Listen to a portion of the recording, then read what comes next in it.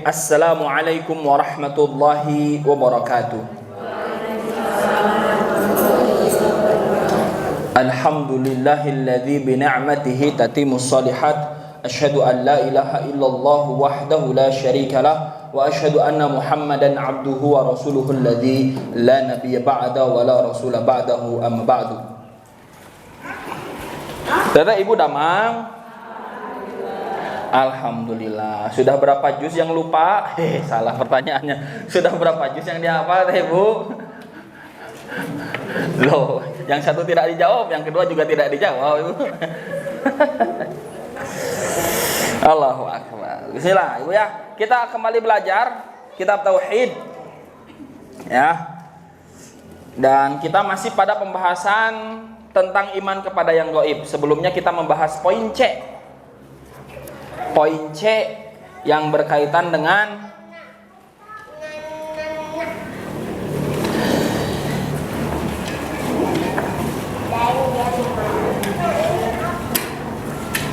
pengaruh terhadap diri kita dari iman kepada yang gaib. Poin C-nya itu adalah menganggap hina kehidupan dunia. Sebelum dimulai kita berdoa terlebih dahulu. Bismillahirrahmanirrahim. Allahumma anfa'na bima 'allamtana wa 'allimna ma yanfa'una wa zidna 'ilman. Rabbi zidni 'ilman warzuqni fahman wa 'amalan mutaqabbala.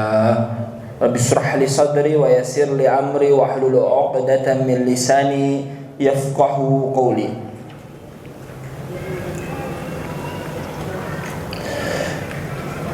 Poin C, Ibu, menganggap hina kehidupan dunia.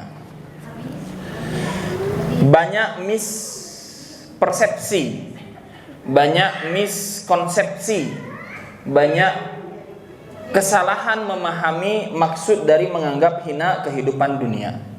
Penjelasannya, hal ini terjadi karena hati telah dipenuhi dengan keimanan, dengan menyingkirkan kehidupan dunia dan segala kenikmatannya, dan bahwa kehidupan akhirat adalah kehidupan yang abadi dan bahagia. Tidak masuk akal bila seseorang yang lebih memilih kehidupan yang fana daripada yang abadi. Allah Ta'ala berfirman dalam Quran surat Al-Ankabut ayat 64, A'udzubillahi minasyaitonirrajim.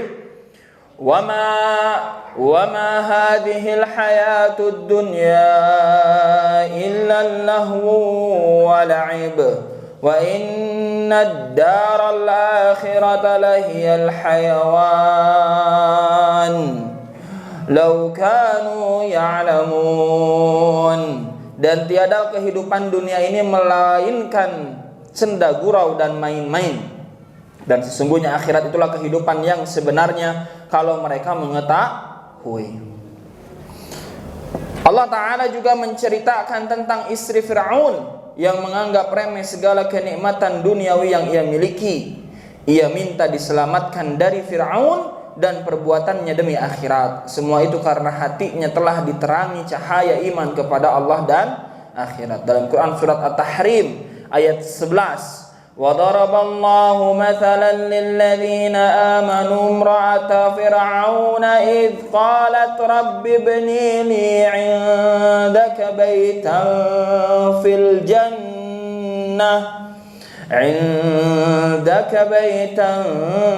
فِي الْجَنَّةِ وَنَجِّنِي مِنْ فِرْعَوْنَ وَعَمَلِهِ وَنَجِّنِي مِنَ الْقَوْمِ الظَّالِمِينَ. Dan Allah membuat istri Fir'aun perumpamaan bagi orang-orang yang beriman ketika ia berkata, Ya Rabbku, bangunkanlah untukku sebuah rumah di sisimu dan selamatkanlah aku dari Fir'aun dan perbuatannya, dan selamatkanlah aku dari kaum yang zalim. Ingat ya Ibu, kita sedang mempelajari keimanan yang mana letaknya itu ada di hati. Maka bagian dari menganggap hina kehidupan dunia itu bukan berarti malas-malesan cari dunia, bukan berarti malas-malesan bekerja, bukan berarti malas-malesan tidak berkarya. Ada dunia mah nggak boleh kita kejar. Udah WAB mah fokus di masjid. Udah WAB mah fokus baca Quran, udah WAB mah fokus ini dan itu, padahal di dalam hatinya sedang mencari pembenaran terhadap kemalasannya. Maka bukan ini yang dimaksud. Abu Bakar As-Siddiq radhiyallahu anhu, kata ibu, beliau orang kaya atau orang miskin? Hah? Kaya atau miskin? Ya, kenapa ragu? Kemudian Utsman bin Affan radhiyallahu anhu, orang kaya atau orang miskin?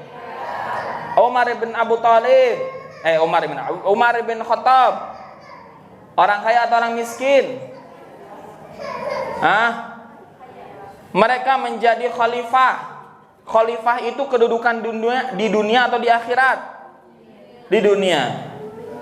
Tapi pertanyaannya, apakah dengan semua itu yang mereka miliki, hatinya berarti cinta kepada dunia dan imannya tidak sempurna pada yang gaib? Tidak kan? Artinya apa?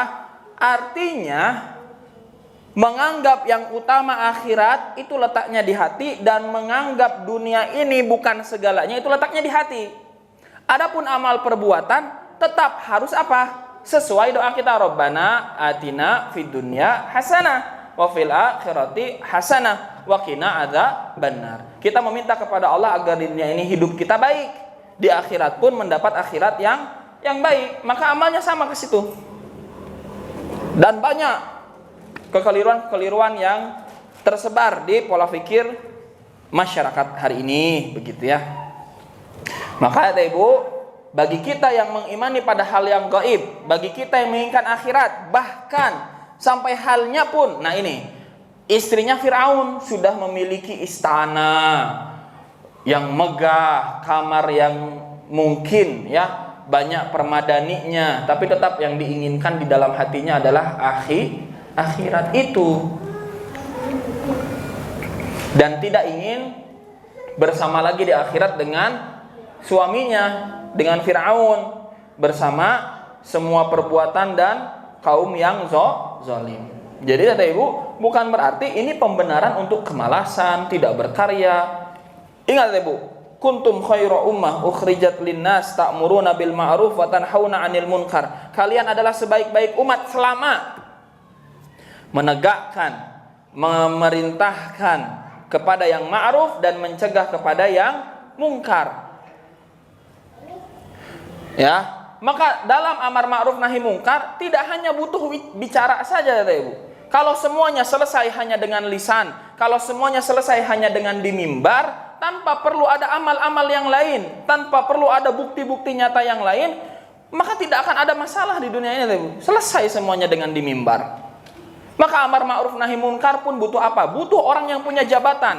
Tanda tangan, selesai, beres. Satu masalah, tanda tangan, permasalahan di pasar ini misalkan selesai. Itu bukankah itu juga punya dunia? Tapi dia jadikan dunianya untuk menuju akhirat. Nah, kemudian ada Agnia. Oke, mana proposalnya? Yang ini. Saya kenal yang ini. Oke, saya kasih ke situ. Artinya apa? Artinya bukan berarti kita ketika menganggap hina dunia akhirnya malas-malasan, bukan itu. Tidak begitu orang beriman. Ya, bahkan Nabi SAW menyampaikan sebaik-baik harta adalah harta yang ada di tangan orang-orang yang soleh. Kalau orang soleh, Ibu, punya harta banyak, kemana dia akan salurkan hartanya? Minimal kalau untuk dirinya sendiri dan keluarganya, untuk umroh, untuk haji, ya. Kalau dia selesai dengan semua ibadah diri dan keluarganya, mungkin dia selanjutnya kasih fasilitas A, fasilitas B, pesantren, ya, ke masjid, perbaikan ini, perbaikan itu, semua amal soleh yang dibangun. Tapi kalau harta ada di tangan orang-orang yang zalim, orang-orang yang pelaku maksiat, apa yang dibangun? Tempat-tempat maksiat lagi. Maka maksud dari menganggap kehidupan dunia ini hina bukan berarti malas-malasan. Tapi di dalam hati kita yang prioritas utama adalah akhirat. Dunia itu bukan prioritas utama. Gitu deh, Bu ya. Kemudian poin D. Hilangnya perasaan iri dan dengki. Ini penting sekali deh, Bu. Ini yang banyak menghabiskan waktu kaum muslimin. Hilangnya perasaan iri dan dengki. Sungguh usaha untuk memenuhi semua keinginan hawa nafsu dengan cara yang tidak benar dapat memunculkan perasaan iri dan dengki di antara manusia. Iman pada yang gaib pada janji dan ancaman Allah Ta'ala, menjadikan seseorang mengoreksi ulang semua perilakunya demi mengharap pahala dan takut terhadap siksa di akhirat. Tata Ibu, perasaan iri itu bisa muncul tidak hanya karena kitanya lemah, tapi karena orang yang memiliki semua kenikmatan itu ternyata melakukan untuk meraihnya itu dengan cara yang tidak dengan cara yang tidak benar, sehingga muncullah bibit-bibit iri dan dengki. Tapi kan kita nggak bisa ngontrol orang lain ya, supaya tidak melakukan sesuatu untuk meraih tujuannya itu dengan cara yang tidak benar. Kita nggak bisa ngontrol itu, kita hanya bisa ngontrol diri sendiri. Maka dengan kita mengimani kepada yang gaib, hilanglah iri dan dengki. Iman yang sebenarnya terhadap adanya pahala menjadikan seseorang mukmin termotivasi untuk berbuat ihsan dan itsar, mendahulukan atau mengutamakan orang lain dalam urusan dunia demi mendapatkan pahala yang kekal. Suatu perkara yang membuat hati suci, rasa kasih sayang merebak di antara individu dan jamaah. Hal ini senada dengan yang diberitakan Allah Ta'ala perihal mereka yang mempraktikkan hal ini dalam Quran surat Al-Hasyr ayat 9-10 yang artinya panjang ya, kita artinya langsung. Dan orang-orang yang telah menempati kota Madinah dan telah beriman yaitu Ansor sebelum kedatangan mereka yaitu Muhajirin. Mereka orang-orang Ansor itu mencintai orang yang berhijrah kepada mereka yaitu Muhajirin, dan mereka orang Ansor tiada menaruh keinginan dalam hati mereka terhadap apa-apa yang diberikan kepada mereka yaitu orang Muhajirin, dan mereka mengutamakan orang-orang Muhajirin atas diri mereka sendiri sekalipun mereka dalam kesusahan. Dan siapa yang dipelihara dari kekikiran dirinya, maka itulah orang-orang yang beruntung. Dan orang-orang yang datang sesudah mereka yaitu Muhajirin dan Ansor, mereka berdoa, ya Rabb kami, beri ampunlah kami dan saudara-saudara kami yang telah beriman lebih dahulu dari kami, dan janganlah engkau membiarkan kedengkian dalam hati kami terhadap orang-orang yang beriman. Ya Rabb kami, sesungguhnya engkau maha penyantun lagi maha penyayang. Jadi Ibu, bayangkan orang-orang Ansor ketika mereka baik senang maupun susah menyambut orang-orang Muhajirin. Kemudian apa? Mereka pun memberikan sebagian yang dimilikinya untuk orang-orang Muhajirin. Orang-orang Madinah memberikan sebagian yang dimilikinya untuk orang-orang Mekah. Sebagiannya itu segimana? 50%-nya. Itu apa? Untuk menghilangkan iri dan dengki. Jadi iri dan dengki tidak hanya pada diri kita juga sebagai yang dilemah. Kalau diri kita ada di posisi yang kuat, di posisi yang memang oleh Allah diberikan banyak nikmat, kasih ke orang-orang biar mereka nggak punya iri dengki ke kita. Ini sudah mah judes, bakhil gitu kan. Tapi nggak mau orang iri dengki sama dia, ya nggak bisa tuh. Kenapa sih orang iri wae? Ya kasih, gitu. Kebayang nggak? Karena kan kita tahu bahwa ini mah nanti akan membawa kita ke akhirat kalau kita kasih ke orang itu. Tapi kadang kita kalau ada orang yang iri, yang dengki sama kita, mau ngasih atau enggak? Nah kan, gitu ngakulang kita tanya, nya geninya gitu tanya. Padahal nikmat yang kita dapat itulah yang memunculkan bibit iri di mereka juga gitu. Dan salah satu solusinya adalah dengan kasih ke mereka. Gitu Ibu. Kalau ternyata kita lah ada di posisi yang lemah, kenapa harus iri? Kenapa harus iri? Kata Ibu, wah ya Allah, jangan iri sama nikmat orang lain. Semua itu akan terlihat indah sampai kita benar-benar memilikinya, baru kita tahu, oh gini nggak seindah itu ya gitu. Tuh Ibu, ya HP sekarang rusak, HP teh rusak nih ya, HP teh rusak. Wah ninggal HP teh di counter berjejer gitunya, oh cara raang teh herang bodas gitu ya. Masya Allah saya gitu. Begitu ada rezeki beli, paling cuman sehari 2 hari, ya Allah HP-nya baru, habis itu mah sama aja. Pun sama ketika kita mengirii apa Ibu atau sana mengirii apa Ibu? Ketika kita iri terhadap apa yang dimiliki oleh orang lain, coba kalau kita punya, dah pasti akhirnya bilang pusing-pusing juga kok. Jadi nggak usah punya sifat iri itu. Dan yakinlah apa yang Allah berikan untuk kita adalah yang terbaik. Apa yang Allah berikan untuk mereka adalah yang terbaik. Coba Ibu ya, sekarang kita bandingkan Wah, luar biasa bekerja dan sebagainya sampai akhirnya hartanya terkumpul. Tapi kemudian sakit tipes. Harta yang banyaknya itu dipakai buat berobat dirinya. Mau kayak gitu, Ibu. Tapi orang dari luar lihatnya, rumahnya bagus, mobilnya bagus. Padahal mah dia teh habis keluar banyak buat biaya berobat. Kan kita kadang nggak tahu masalah orang teh. Kita mah lihatnya orang teh hidup teh, orang lain teh kayak sempurna gitu lah. Nggak ada yang sempurna. Hanya pandangan kita saja. Jadi nggak usah iri, nggak usah dengki gitu ya. Dan justru malah di sini orang-orang Ansar memberikan contoh untuk mendahulukan orang Muhajirin sekalipun mereka dalam kesusahan. Nah, iya Ibu, karakter sebagai orang yang beriman pada yang gaib. Karena apa? Karena dunia itu pengantar untuk ke akhirat, bukan yang utama. Dunia itu pengantar ke akhirat, bukan yang utama. Jadi udah dibagiin.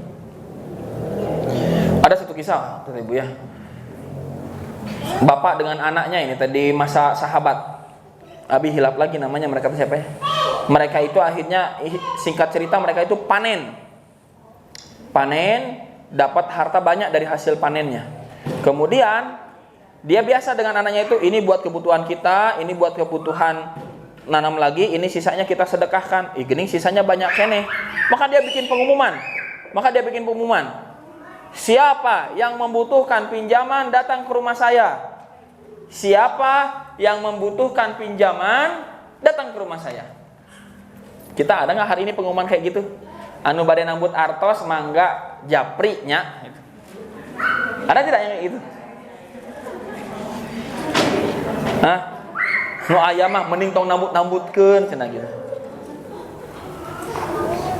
Ini bikin pengumuman sama anaknya. Teriak-teriak di kota. Siapa yang butuh pinjaman datang ke rumah ayah saya. Siapa yang butuh pinjaman datang. Ngantri orang teh ngantri. Memang dari zaman dulu nu butuh terhadap hutang teh banyak, Ibu. Jadi kalau kita butuh terhadap hutang, kita termasuk dari orang-orang yang dari dahulu sampai sekarang tidak punah, Ibu. Dicatat semuanya, satu-satu dicatat. Selesai semua, hartanya habis. Kemudian dia naik ke atas rumahnya dan berteriak, siapa yang tadi pinjam uang ke saya, lunas. Lihat bagaimana perilaku orang beriman, nggak masuk akal kita ya. Tapi kita teh iman tanya gitu. Sekarang kita teh iman tanya, nggak masuk akal kita. Tapi untuk sisi akal orang yang beriman mah masuk. Karena apa? Yang dicarinya adalah akhirat. Kemudian bapak itu bilang ke anaknya, lihatlah mereka semua membawa amalku sampai ke akhirat. Membawa amalku sampai ke akhirat. Dengan tindakan yang dia lakukan, membuat orang-orang di sekitarnya iri terhadap nikmat yang dia dapat nggak? Orang-orang yang dibantu tadi, akhirnya dia punya rasa iri sama yang ngasih itu? Enggak lah, nggak punya rasa iri. Yang ada apa? Berterima kasih, bahkan malu kalau membalas dengan keburukan. Akhirnya hilang kan? Nah, kadang kita teh kalau diberi rezeki teh begitu. Mungkin teh bisin teu uwih deui, kalau nggak pulang lagi tenang, ada persidangan akhirat. Dan ingat, keutamaan meminjamkan uang itu setiap harinya kita seperti bersedekah dengan nominal tersebut. Setelah ini jangan banyak yang WA Abi tadi Ibu ya.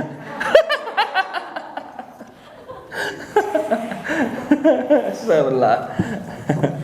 Inilah berbicara mudah, mengamalkan susah Ibu ya. Aduh.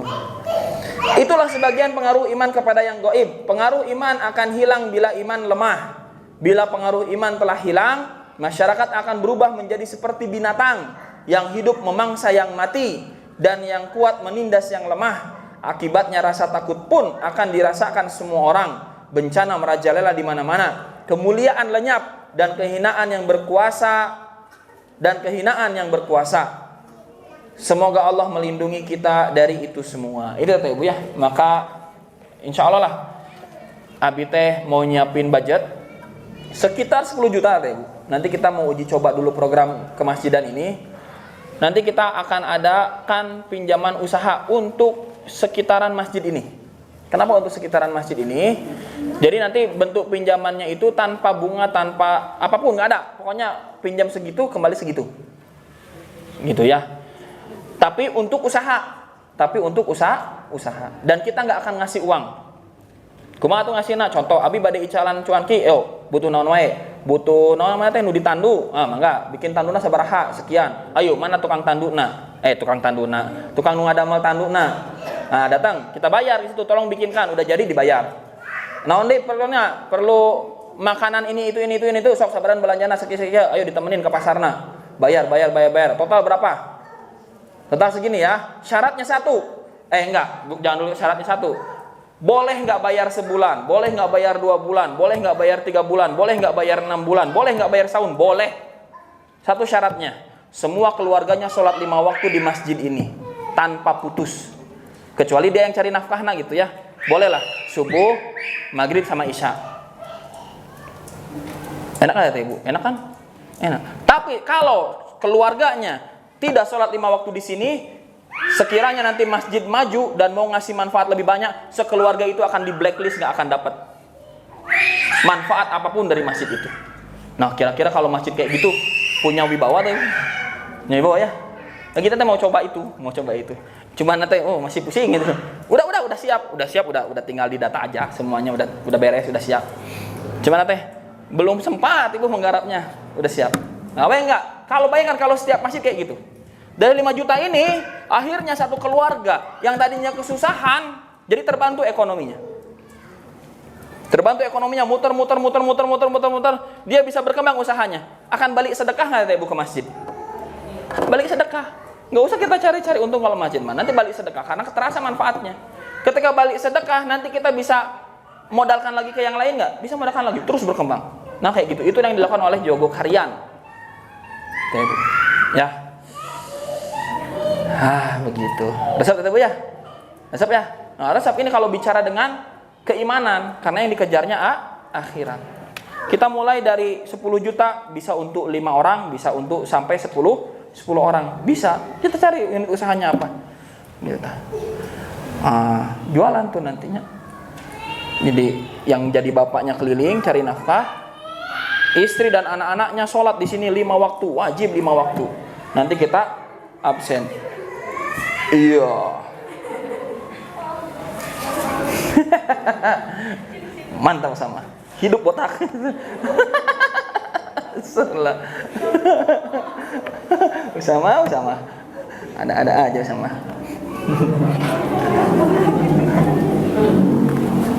Begitu ya Bu ya. Jadi kalau kita sudah pakai sudut pandang iman, bisa nggak begitu? Bisa.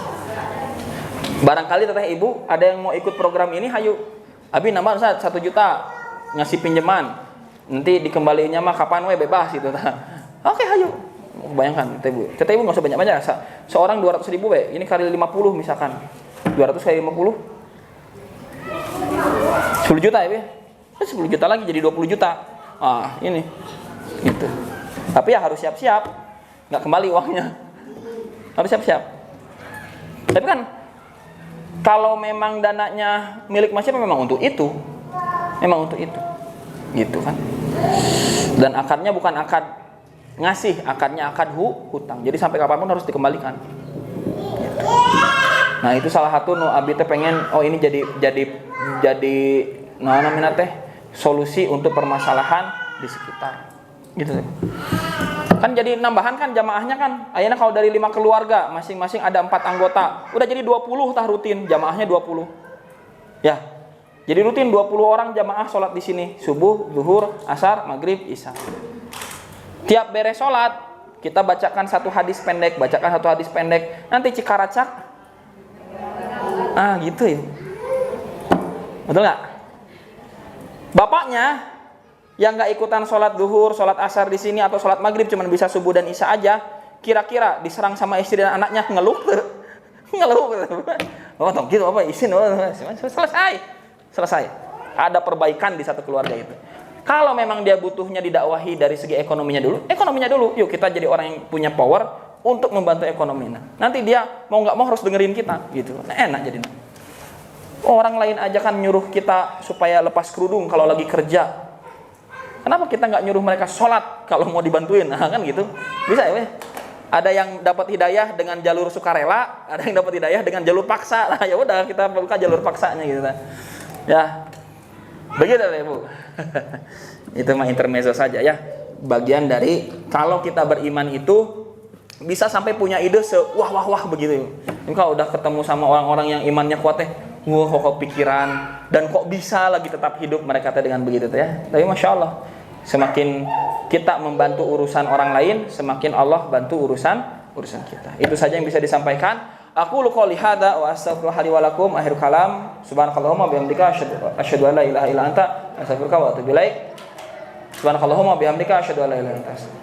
Akhir kalam, assalamualaikum warahmatullahi wabarakatuh. Hatur nuhun.